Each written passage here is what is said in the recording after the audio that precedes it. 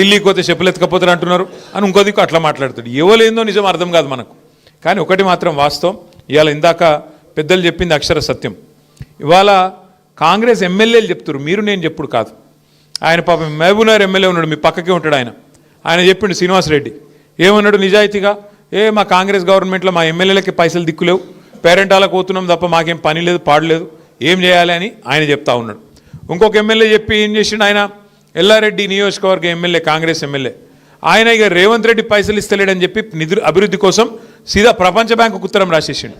ప్రపంచ బ్యాంకు నాకు 100 కోట్ల అప్పు ఇవా, మా ముఖ్యమంత్రి గారు ఇస్తలేడు అన్నాడు.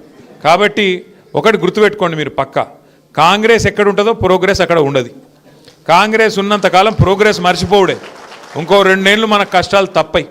కేసీఆర్ గారు ఉన్నప్పుడు గ్రామాలు ఎట్లుండే, ప్రతి ఊర్లో ఒక నర్సరీ, ప్రతి ఊళ్ళో మొక్కలు పెంచే కార్యక్రమం, ప్రతి ఊళ్ళో చెత్త తీసేందుకు ఒక ట్రాక్టర్, మొక్కలకు నీళ్లు పోసేందుకు ఒక ట్యాంకరు, ఆ చెత్త తీసి పారేసేందుకు ఒక దగ్గర వేసేందుకు డంపింగ్ యార్డ్.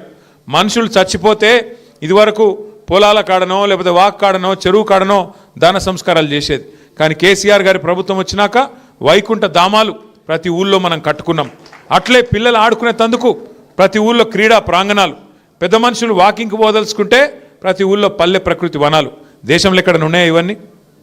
ఎక్కడ భారతదేశంలోని 28 రాష్ట్రాల్లో ఏ రాష్ట్రంలో ఈ పరిస్థితి లేదు. ఇది మనది మనం ఇచ్చుకుంటున్న సర్టిఫికేట్ కాదు.